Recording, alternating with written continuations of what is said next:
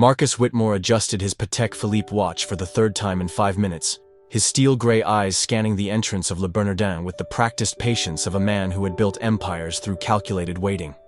At 34, he commanded boardrooms across 3 continents. But tonight's arrangement felt more daunting than any hostile takeover. His assistant had insisted on this blind date, claiming his public image needed softening after the merger that had displaced thousands of workers. The restaurant's ambient lighting cast sophisticated shadows across the pristine white tablecloths, while the soft murmur of New York's elite filled the air with the comfortable buzz of wealth and influence.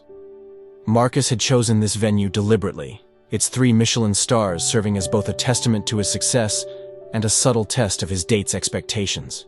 He believed people revealed their true nature when surrounded by luxury they either took for granted or desperately craved. When Sarah Chen walked through the entrance, Marcus felt his breath catch momentarily. She moved with the confident grace of someone accustomed to being noticed, her designer dress highlighting her elegant silhouette without appearing ostentatious. Her dark hair was pulled back in a sophisticated chignon, and her smile seemed genuine as she approached his table. For a brief moment, Marcus allowed himself to hope this evening might exceed his carefully managed expectations. Sarah's eyes, however, told a different story, as she took in the opulent surroundings. What Marcus had intended as impressive seemed to overwhelm her, and he noticed the slight tightening around her eyes as she processed the restaurant's obvious expense. The maitre d' guided her to the table with practiced deference, and Marcus rose to greet her, extending his hand in a gesture that felt both formal and strangely vulnerable. The initial pleasantries flowed smoothly enough, with Sarah complimenting the restaurant's reputation and Marcus inquiring about her work as a nonprofit coordinator. Yet beneath the polite conversation, Marcus sensed an undercurrent of discomfort that had nothing to do with first-date nerves. Sarah's responses grew increasingly clipped, and her smile began to feel forced as the evening progressed, leaving Marcus wondering if his assistant's matchmaking instincts had finally failed him. Chapter 2. The conversation that followed felt like a carefully choreographed dance between 2 people speaking entirely different languages.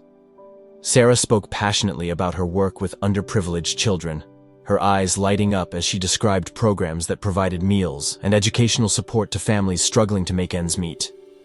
Marcus found himself genuinely intrigued by her dedication, but when he attempted to relate by mentioning his company's charitable foundation, Sarah's expression shifted to something resembling polite skepticism.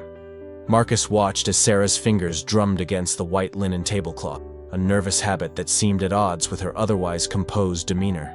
He had built his career on reading people, understanding their motivations and desires, but Sarah remained frustratingly opaque. When he mentioned the foundation's recent $100 million commitment to education reform, she nodded politely, but her enthusiasm visibly dimmed, as if his gesture somehow diminished rather than impressed her. The sommelier appeared with the wine Marcus had pre-selected, a rare Burgundy that cost more than many people earned in a month. As the server went through the tasting ritual, Marcus noticed Sarah's almost imperceptible wince at the elaborate ceremony. She accepted the wine graciously, but barely touched it throughout the meal, and Marcus began to suspect that his careful orchestration of the evening was backfiring spectacularly. Sarah's questions about his business grew more pointed as the courses arrived, each dish a masterpiece of culinary artistry that seemed to widen the gulf between them rather than bridge it. She asked about his company's labor practices, environmental impact, and tax strategies with the precision of an investigative journalist rather than a potential romantic interest. Marcus found himself defending decisions he had never questioned, explaining profit margins and shareholder obligations to someone who clearly viewed them as moral failures. By the time the main course arrived, the tension at their table had become palpable despite Marcus's attempts to steer the conversation towards safer topics. Sarah's body language had shifted subtly but unmistakably toward the exit, and Marcus realized with growing certainty that this evening was destined to become another addition to his collection of romantic disasters, each one reinforcing his belief that genuine connection was a luxury his position simply couldn't afford. Chapter 3. The breaking point came during dessert, when Marcus mentioned his latest acquisition of a tech startup that specialized in automation software. He had intended it as small talk, perhaps even a way to demonstrate his forward-thinking approach to business innovation.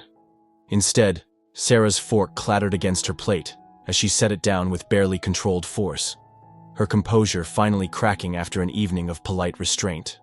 Sarah's voice remained steady, but Marcus could hear the steel beneath her calm exterior, as she asked about the hundreds of manufacturing jobs the automation would eliminate. When he offered the standard explanation about efficiency and competitive markets, Sarah's laugh held no warmth. She began gathering her purse with movements that suggested finality, and Marcus felt an unexpected pang of something that might have been disappointment or perhaps wounded pride. The explanation came in measured tones that somehow felt more devastating than shouting would have been. Sarah told him that she had hoped the evening might reveal something beyond the corporate persona she had researched before their date. She had wanted to find the human being beneath the business headlines, someone who understood that success meant more than quarterly earnings and market share. Instead, she found exactly what she had expected, and that realization seemed to sadden rather than anger her. Marcus watched helplessly as Sarah stood, her movements graceful even in departure. She thanked him for dinner with the kind of politeness that felt like a door closing permanently, and expressed hope that he might someday understand why their worldviews were simply incompatible. The words stung more than Marcus cared to admit, delivered as they were without malice or drama, just a quiet certainty that made them impossible to dismiss or argue against. As Sarah walked toward the exit, Marcus remained seated, acutely aware of the curious glances from other diners who had undoubtedly witnessed at least part of the evening's failure. He had been rejected before, but never with such thoughtful deliberation, never by someone who had clearly seen past his wealth to judge the man beneath and found him wanting. The experience left him feeling strangely hollow, as if something he hadn't known he possessed had been quietly removed. Chapter 4. Marcus sat alone at the table for several minutes after Sarah's departure, mechanically finishing his wine while processing what had just occurred. The restaurant's ambient sounds seemed amplified in her absence. The clink of silverware and murmur of conversation, a constant reminder of the social performance he had just failed to execute successfully. He had built his reputation on the ability to anticipate and adapt to changing circumstances. Yet he felt completely unprepared for the quiet devastation of Sarah's dignified exit. The drive back to his penthouse passed in a blur of city lights and self-recrimination. Marcus found himself replaying moments from the evening, searching for signs he had missed or words he might have chosen differently. His driver, accustomed to his employer's post-meeting silences, navigated the Manhattan traffic without attempting conversation, leaving Marcus alone with thoughts that felt unusually unproductive and circular. His apartment, spanning the top 2 floors of a prestigious building overlooking Central Park, felt particularly cavernous upon his return. The floor-to-ceiling windows offered a spectacular view of the city's glittering expanse, but tonight, the sight felt more isolating than inspiring. Marcus poured himself a scotch from a collection that had cost more than most people's annual salary and settled into his favorite chair, trying to understand why this particular rejection felt so uniquely unsettling. The problem, Marcus realized as he sipped his drink, was not that Sarah had found him lacking, but that her assessment had felt accurate. For years, he had surrounded himself with people who either wanted something from him or feared the consequences of honesty. Sarah had wanted nothing and feared nothing, which had allowed her to see him with a clarity that was both refreshing and deeply uncomfortable. Marcus found himself wondering about Sarah's life beyond their brief encounter, imagining the community center where she worked and the children she had described with such evident affection. He tried to picture himself in that environment and found the exercise strangely difficult, as if his imagination couldn't quite bridge the gap between his world of corporate boardrooms and her realm of actual human need. The realization left him feeling oddly diminished, though he couldn't quite articulate why. Chapter 5. 3 days passed before Marcus could bring himself to ask his assistant about Sarah's background, disguising his curiosity as due diligence for future social arrangements. The information that emerged painted a picture of a woman whose convictions matched her actions in ways that made Marcus increasingly uncomfortable with his own choices. Sarah lived in a modest apartment in Queens, donated 30% of her salary to her own organization, and had turned down several lucrative private sector offers to continue her work with disadvantaged communities. The detail that struck Marcus most forcefully was Sarah's family situation.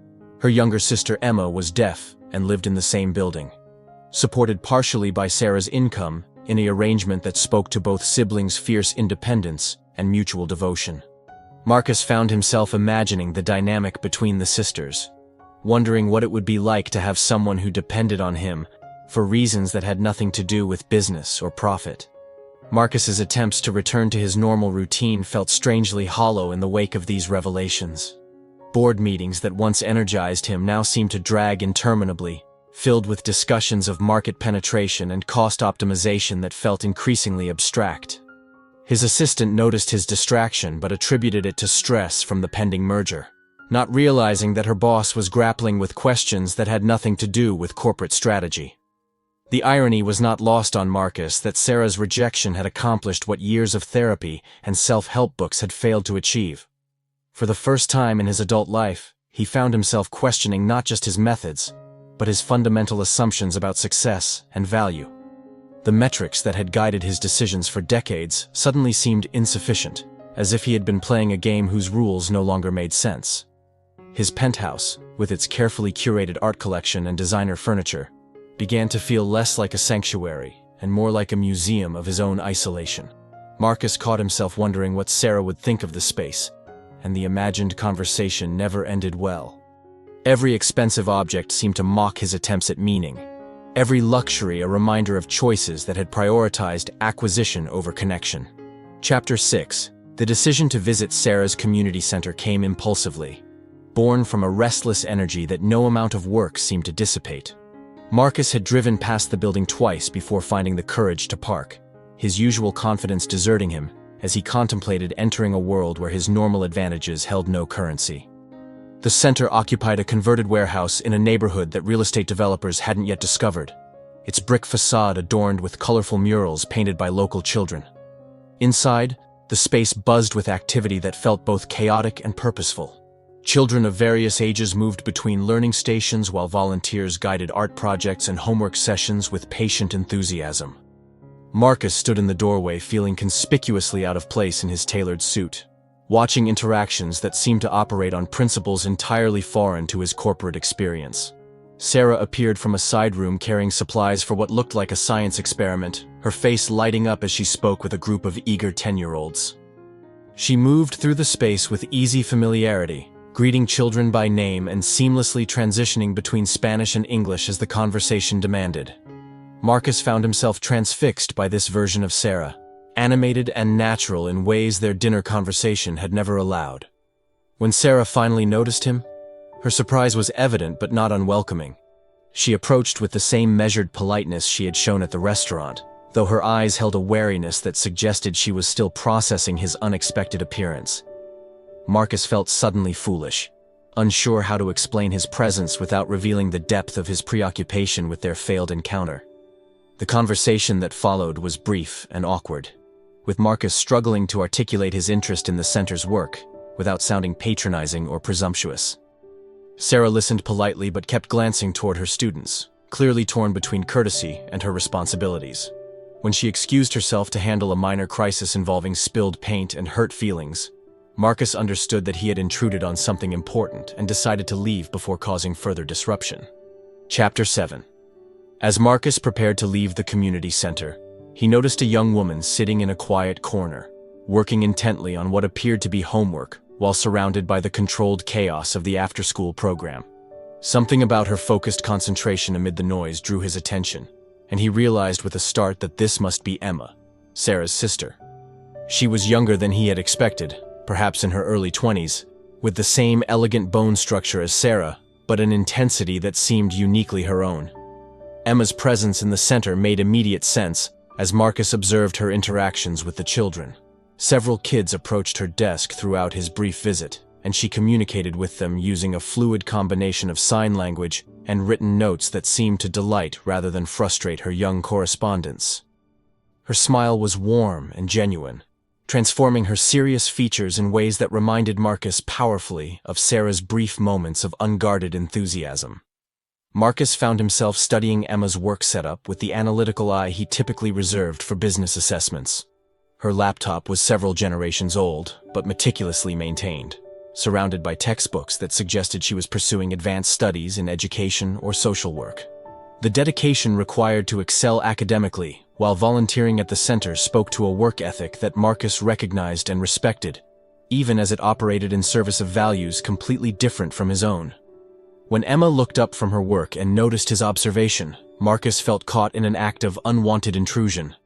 She regarded him with curious eyes that seemed to take in every detail of his expensive suit and obvious discomfort. Her expression neither hostile nor welcoming, but simply assessment. For a moment, Marcus wondered what conclusions she was drawing about the man who had apparently upset her sister enough to warrant discussion. The moment stretched longer than Marcus had intended, and he realized he was staring with a rudeness that his usual social training should have prevented. Emma's direct gaze seemed to see through his corporate facade with the same unsettling clarity her sister had demonstrated, and Marcus felt the familiar discomfort of being truly seen rather than simply impressed or intimidated. Chapter 8. Marcus's retreat from the community center was interrupted by a commotion near the entrance, where a group of children had gathered around what appeared to be a minor emergency. One of the younger kids had scraped his knee during an outdoor activity and was crying with the dramatic intensity that only children could muster. Sarah was already kneeling beside the boy, cleaning the wound with gentle efficiency while speaking in soothing tones that gradually calmed his distress. What happened next would replay in Marcus's mind for weeks afterward. Emma appeared beside her sister with a first aid kit, moving with quiet competence to assist in the minor medical crisis. But it was her interaction with the injured child that stopped Marcus in his tracks. Using sign language, Emma began telling what was clearly a story, her hands dancing through elaborate gestures that gradually captured the boy's attention and transformed his tears into fascinated giggles. The other children gathered around Emma as she continued her silent narrative, their faces rapt with attention as they watched her hands paint pictures in the air. Marcus realized he was witnessing something extraordinary, a form of communication that transcended spoken language and seemed to connect with the children on a level that words alone could never achieve. Emma's story appeared to involve brave knights and magical creatures, if Marcus was interpreting the gestures correctly, and the children responded with the kind of engagement that teachers spend careers trying to cultivate. Sarah watched her sister's performance with obvious pride and affection, occasionally translating key plot points for children who hadn't yet learned to read Emma's signing. The partnership between the sisters was seamless and clearly well-practiced, each supporting the other's strengths in ways that made their collaboration look effortless. Marcus found himself envying the easy intimacy of their relationship, the unspoken understanding that allowed them to work together without friction or competition. As Emma's story reached its conclusion, marked by a dramatic gesture that apparently signified the monster's defeat, the injured boy had completely forgotten his scraped knee. He clapped enthusiastically and immediately began attempting to mimic some of Emma's simpler signs, his earlier distress replaced by eager curiosity about this new form of expression. Chapter 9. Marcus remained frozen in the doorway, unwilling to interrupt the scene unfolding before him, but equally unable to look away. Emma had transitioned from storytelling to teaching, patiently showing the children basic signs for common words, while Sarah bandaged the forgotten scrape with amused efficiency. The impromptu lesson had drawn nearly every child in the center, creating a circle of eager faces around Emma's chair as she guided small hands through unfamiliar movements. The teaching moment revealed layers of Emma's personality that mere observation couldn't have uncovered. Her patience with the children's clumsy attempts at signing was infinite, and she celebrated each small success with genuine enthusiasm that encouraged further effort. Marcus watched her break down complex concepts into manageable pieces, adapting her teaching style to match each child's learning pace in ways that spoke to both natural talent and extensive training. What struck Marcus most profoundly was the complete absence of self-pity or limitation in Emma's demeanor. She seemed to view her deafness not as a disability, but as a different way of experiencing the world, one that offered unique advantages in connecting with children who often struggled with traditional forms of communication. Several of the kids appeared to be non-native English speakers, and Emma's visual teaching methods transcended language barriers in ways that clearly delighted both teacher and students. Sarah caught Marcus's eye from across the room and offered a small smile that seemed to acknowledge his genuine interest in the scene. For the first time since their disastrous dinner, her expression held no judgment or wariness, just a sister's pride in watching Emma work her particular magic with the children.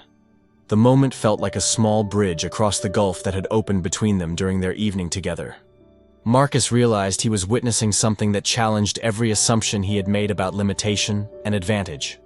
Emma's deafness, which he had unconsciously categorized as a disadvantage to be overcome, was clearly a source of strength in her work with the children. Her different perspective allowed her to reach kids who might struggle in traditional learning environments, creating connections that hearing teachers might never achieve. Chapter 10. The informal sign language lesson was interrupted by the arrival of parents coming to collect their children, and Marcus watched the careful choreography of the center's closing routine. Emma helped gather art supplies while Sarah organized backpacks and reminded kids about tomorrow's activities.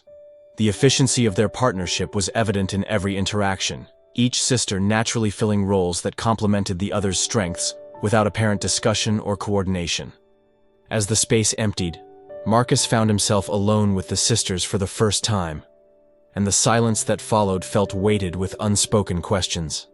Sarah busied herself with cleaning tasks while Emma returned to her homework, but Marcus sensed an awareness of his presence that suggested his motivations for visiting were being carefully evaluated. He struggled to find words that might explain his interest, without revealing the depth of his preoccupation with their previous encounter. Emma looked up from her textbook and studied Marcus with the same direct gaze that had unsettled him earlier. Her assessment seemed to reach some internal conclusion, and she began signing something to Sarah that Marcus couldn't interpret, but that clearly concerned him. Sarah's response was brief, but appeared to satisfy whatever question Emma had posed, and Marcus felt the uncomfortable sensation of being discussed in a language he couldn't understand. The conversation between the sisters continued in sign language for several exchanges, and Marcus realized he was experiencing a fraction of what Emma must feel in a predominantly hearing world. The exclusion was not malicious, but it was complete, and he found himself appreciating the daily challenges Emma navigated with such apparent grace. His respect for her accomplishments deepened as he considered the additional barriers she had overcome to reach her current level of education and professional skill. Sarah eventually turned to Marcus with an expression that seemed to have reached some form of resolution. She explained that Emma had been curious about his presence at the center, and had asked whether he was another potential donor who would make promises and disappear once the tax benefits were calculated. The question stung because it was fair, and Marcus realized that his track record of charitable involvement probably justified such skepticism. Chapter 11. Marcus's response to Emma's unspoken challenge came slowly, filtered through an honesty that surprised him with its emergence. He admitted that he had come to the center impulsively, driven by curiosity about Sarah's work, and perhaps a desire to understand why their dinner conversation had gone so poorly. He acknowledged that his charitable giving had been largely strategic, designed more for tax advantages and public relations benefits than genuine commitment to social change. Emma listened to his translated confession with an expression that gave away nothing, but Marcus sensed she was evaluating both his words and the sincerity behind them. Her standards for authenticity seemed even higher than her sister's, and Marcus realized he was being judged by someone who had little reason to trust the promises of wealthy benefactors. The weight of her assessment felt more significant than any board evaluation he had ever faced. Sarah's translation of Marcus's words seemed to spark something in Emma, and she began signing with animated precision that suggested strong opinions being expressed. Marcus watched the conversation between sisters with growing fascination, noting how Emma's facial expressions and body language added layers of meaning to her hand movements.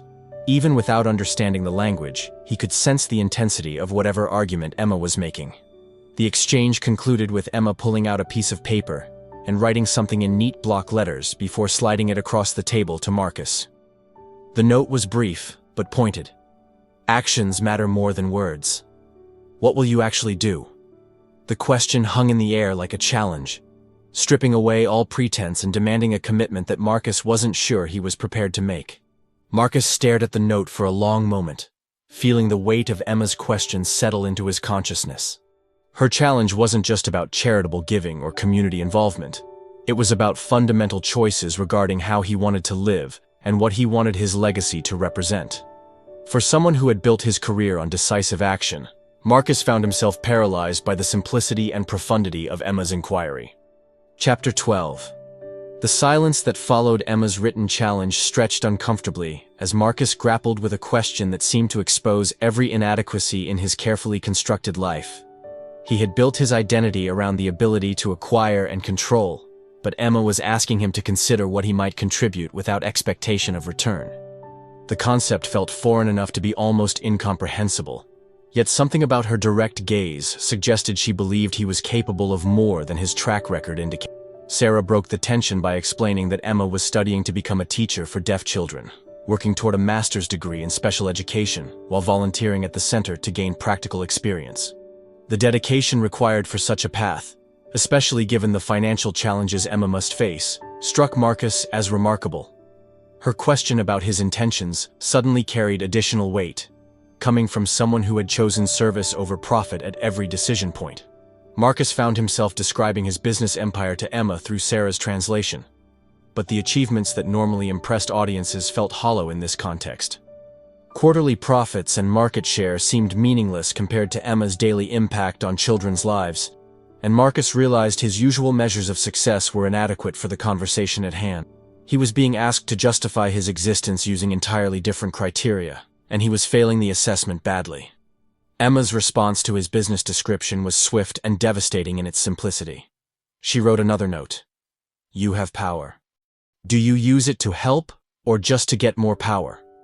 The question pierced through decades of rationalization and strategic thinking to expose the core emptiness that Marcus had been avoiding for years. He had accumulated influence without purpose, building an empire that served no one but himself. The realization that followed felt like a fundamental shift in perspective, as if Emma's question had realigned his understanding of his own life. Marcus looked around the community center with new eyes, seeing not just a charitable organization, but a place where real change happened daily through the accumulated efforts of people who had chosen meaning over money. For the first time in years, he felt small not because of someone else's power, but because of their purpose. Chapter 13. The conversation that followed would later mark the beginning of Marcus's transformation, though at the time it felt more like a dismantling of everything he thought he knew about success and value.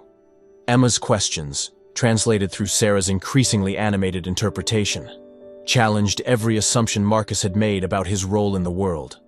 She wanted to know why he had chosen acquisition over contribution, why his companies prioritized shareholders over communities, and whether he had ever considered the human cost of his business decisions.